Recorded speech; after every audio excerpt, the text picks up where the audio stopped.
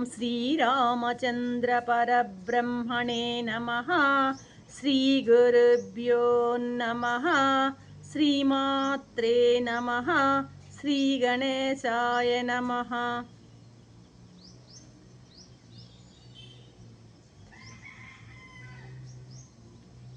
ప్రియాత్మ బంధువులారా, యోగ వాసిష్టం ఉత్పత్తి ప్రకరణము 191వ భాగం. వశిష్ఠ మహర్షి శ్రీరాములు వారు అడిగినటువంటి ప్రశ్న, ఏం ప్రశ్న అది? సుఖదుఖాలను అనుభవించేది ఏది, దేహమా లేక ఆత్మ అన్నటువంటి ఆ ప్రశ్నకు నిన్నటితో ముగించారనుకున్నాం, కానీ ముగించలేదు.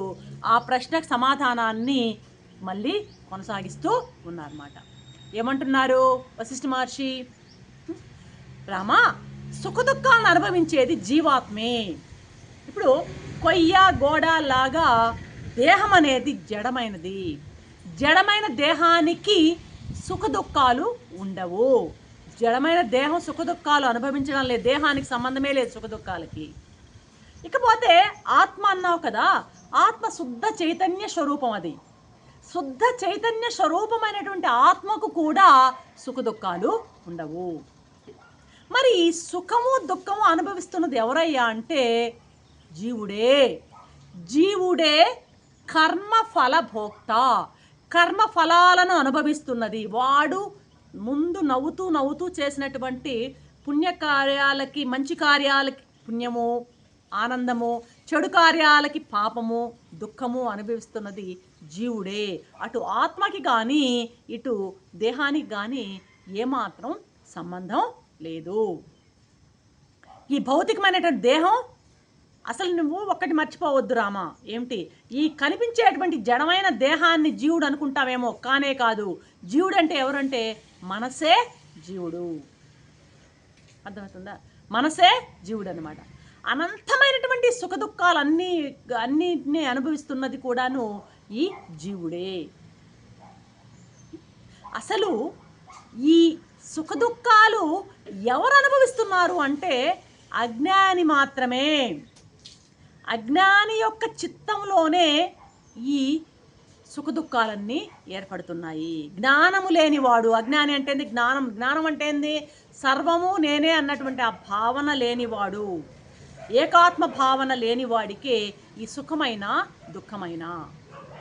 నిజానికి జ్ఞాని అయినట్లయితే వానికి సుఖము లేదు దుఃఖము లేదు, వాడిని ఏవి అంటవు. శుద్ధ చైతన్యానికి సుఖదుఖాలు లేవు, జడమైన దేహానికి సుఖదుఖాలు లేవు. కేవలం సుఖదుఖాలు జీవాత్మకే, జీవుడికే. కాబట్టి జీవాత్మకి మాత్రమే ఈ సుఖదుఖాల అనుభవం కలుగుతుంది. మరి ఎందుకు, ఏంటి కారణం? ఈ జీవాత్మకు సుఖదుఖాల అనుభవం కలడానికి కారణం ఏమిటి అంటే ఇక్కడ వశిష్ఠ మహర్షి చెప్తున్నటువంటి విషయం ఏంటంటే విచారణ లేకపోవడం. విచారం, ఎంక్వైరీ అనాలిసిస్, విచారం, ఎంక్వైరీ. నేనెవరు, నేను ఎక్కడి నుంచి వచ్చాను, ఈ జగత్ ఏంటి, జీవుడేంటి, ఎక్కడి నుంచి వచ్చాను, ఎక్కడికి పోవాలి, ఈ రకమైనదంతా కూడాను విచారము అంటారన్నమాట. విచారణ అంటారు ఆధ్యాత్మిక పదాల్లో. నేను ఎవరిని, ఎక్కడి నుంచి వచ్చాను, ఈ రకమైన విచారణ లేకపోవడమే ఈ సుఖదుఖాల అంతటికి కారణము. విచారం లేకపోవడమే. అసలు ఈ విచారణ లేకపోవడానికి కారణం, వాడికి ఆ విచారణ ఎందుకు లేదు అని అంటే కారణం అజ్ఞానమే అంటారు. అజ్ఞానం కారణంగా విచారణ లేదు వాడికి.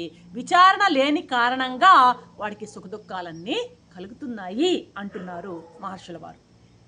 కాబట్టి చివరిగా చెప్పేది ఏంటంటే అజ్ఞానమే సర్వదుఖాలకి కారణం. అంతే కదా, అజ్ఞానం వల్ల విచారం లేదు, విచారం లేనందువల్ల సుఖదుఖాలు కలుగుతున్నాయంటే ఏంటంటే అజ్ఞానమే మూలం అన్నమాట. అజ్ఞానం వలననే, అంటే జ్ఞానము లేకపోవడం వల్ల, జ్ఞానం అంటే ఏంటి, సర్వ ఏకాత్మ భావన లేకపోవడం వల్లనే నీకు సుఖదుఖాలన్నీ కలుగుతున్నాయ్యా. అజ్ఞానంలోనే జీవుడు శుభ అశుభ కర్మల యొక్క భావాలకి లోనవుతూ ఉన్నాడు.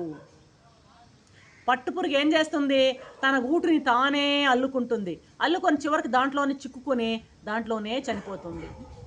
అలాగే ఈ అవిద్యా వాసనల వలన జీవుడు సుఖదుఖాల తన యొక్క సుఖానికి, తన దుఃఖానికి తనే కారణమై తనే నాశనానికి దోహదం అవుతున్నాడు అన్నమాట. అసలు ఈ అవిద్య అనేటువంటి రోగం వలన, ఈ అజ్ఞానం, అవిజ్ఞానం అన్న అవిద్య అన్న ఒకటి, అజ్ఞానం అనేటువంటి వ్యాధి వలనే, ఈ అజ్ఞానము అవిద్య అనేటువంటి ఆ వ్యాధి రోగాల వలనే మనస్సు ఏం చేస్తుంది, నానా వృత్తులు కలదవుతుంది. వృత్తి అంటే ఏమనుకున్నాం, ఈ మనసు ఇంద్రియం ద్వారా ఏ వస్తువు మీద పడితే ఆ వస్తువు రూపాన్ని పొందు, అది వృత్తి అంటే. వృత్తి అంటే అది. ఇప్పుడు చాలా ఆధ్యాత్మికంగా చెప్తుంటారు, ఒక పొలం ఉంది, ఆ పొలంలో ఒక తూములో ఉండే నీళ్లు వదిలితే ఆ నీళ్లు ఏ ఆకారం పొందుతాయి, పొలం ఏ ఆకారం ఉందో ఆ ఆకారం పొందుతాయి. కాబట్టి మనస్సు ఇంద్రియం అనేటువంటి తూము నుంచి బయటపడి ఏ వస్తువు మీద పడితే ఆ వస్తువు ఆకారాన్ని పొందు, దాని వృత్తి అంటాం అనమాట. అర్థమవుతుందా? నానా రకాల వృత్తులు ధరించి ఇది పెక్కు రూపాలను, రకరకాల రూపాలని ధరిస్తుంది ఈ మనసు అనమాట. అయితే పాపము అక్కడ ఉన్నటువంటి పిటి ఏంటంటే, చాలా శోచనీయమైనటువంటి విషయం ఏంటంటే, ఎంతకాలం గడిచినా సరే జీవుడికి ఈ విషయం గ్రహించడం లేదనమాట. జీవుడు ఈ విషయాన్ని గ్రహించడం లేదు. ఈ అజ్ఞానం అనేటువంటి అంధకారంలో చిక్కుకున్నాడనమాట. ఈ అజ్ఞానం అనే అంధకారంలో చిక్కుకున్న చిత్తమే, ఈ మనస్సే సంసార చక్రంలో పరిభ్రమిస్తూ ఉంది. ఈ అజ్ఞానం వలనే ఈ మనస్సు, ఈ చిత్తము, ఈ సంసారం అనేటువంటి ఈ చక్ర భ్రమణాన్ని చేస్తూ ఉందన్నమాట. పుడుతున్నది ఇదే, దుఃఖిస్తున్నది, సంతోషిస్తున్నది, తింటున్నది, నడుస్తున్నది, విజృంభిస్తున్నది, నిద్రిస్తున్నది, నిందిస్తున్నది, అన్నీ కూడా ఇవే అంటున్నారు వశిష్ఠుల వారు. ఇక్కడ అన్నీ చేస్తున్నది మనసే. శరీరం ఎప్పుడు కూడాను ఈ పనులు చేయదు, ఇవన్నీ చేస్తున్నది మనసే. జడమైన శరీరం కాదు. మనసు అంటే మానవుడే, జీవుడే. మనసు అంటే జీవుడే ఇవన్నీ చేస్తున్నది, అంతేగాని శరీరానికి సంబంధమేమీ లేనే లేదు. ఈ మనస్సే ఏం చేస్తుందంటే తెర వెనక ఉండి ఈ కథనంతా నడిపిస్తూ ఉంటుంది, శరీరాన్ని నడిపిస్తుంది. మనసు లోపల ఉండి ఇంద్రియాల ద్వారా శరీరాన్ని నడిపించేది మనస్సే, అంతేగాని శరీరం ఈ పనులను స్వయంగా చేయలేదు. ఆత్మ నిష్క్రియం కాబట్టి ఆత్మ చేయదు. ఎవరు చేస్తున్నారంటే జీవుడే చేస్తున్నారు. ఒక ఉదాహరణ చెప్తున్నాడు ఇక్కడ వశిష్ఠ మహర్షి. ఎలాగైతే ఇంట్లో ఉన్నటువంటి యజమాని అన్ని వ్యవహారాలు చేస్తుంటాడు కానీ ఇల్లు చేయదు కదా అంటున్నారు. ఇల్లు కాదు కదా వ్యవహారాలు నడిపేది, ఇంట్లో ఉన్న యజమాని చేస్తున్నాడు. అలాగే మనస్సే ఈ వ్యవహారాలు నడుపుతుంది, శరీరం కాదు. ఇల్లు లాంటి శరీరం కాదు. కాబట్టి రామా, అర్థం చేసుకో, ఇలాంటిదే మనసు యొక్క వ్యవహారం కూడా. మానవును కలిగేటువంటి సర్వ దుఃఖాలకు, సర్వ కల్పనలకు మనస్సే కర్త, మనస్సే భోక్త. కర్త మనస్సే, భోక్త మనస్సే. ఇన్ని మాటలు ఎందుకు అయ్యా రామా? ఒకే ఒక మాట, మనస్సే మానవుడు, అంతేగాని శరీరం మానవుడు కాదు అని గ్రహించవయ్యా రామచంద్ర అంటున్నారు వశిష్ఠ మహర్షి.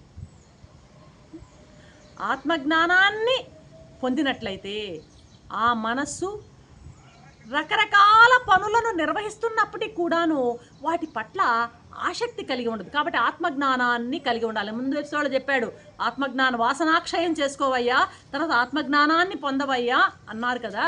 అలాగ ఆత్మజ్ఞానాన్ని పొందినట్లయితే మనసు ఏ పనులు చేస్తున్నా సరే, ఎటువంటి నిర్వహిస్తున్నప్పుడు సరే వాటి పట్ల ఆసక్తి కానీ, భ్రమ కానీ, అటాచ్మెంట్ కానీ ఉండదు. అటువంటి మనసు మాత్రమే ప్రశాంతతను, మౌనాన్ని అనుభవిస్తుందయ్యా రామా. సాంసారిక విషయాల్లో అటువంటి మనసు తగులుకోదు. సాంసారిక విషయాలు ఏవి ఆ మనసుని అంటవు. కాబట్టి ఈ మనసులో ఉన్నటువంటి అజ్ఞాన అంధకారాన్ని పటాపంచలం చేయాలి. ఎప్పుడైతే అజ్ఞానం పటాపంచలం అవుతుందో నీవు ఇక పరమాత్మ స్వరూపుడుగానే నిలిచిపోతావు రామయ్య అంటున్నాడు. ఇక మాయా స్వరూపాన్ని వివరించమన్నాడు కదా రామయ్య. అందువల్ల ఆ మాయా స్వరూపాన్ని వివరించేటువంటి నేపథ్యంలో వశిష్ఠ మహర్షి కథనంతా, ఈ విషయాలన్నింటినీ కూడా రామచంద్రుల వారికి వివరించడం జరిగింది. రేపటి ఎపిసోడ్లో ఏం చెప్తారో విందాం. అంతవరకు సెలవు. సర్వం శ్రీ రామచంద్ర చరణారవిందార్పణం. ఓం శాంతి శాంతి శాంతి.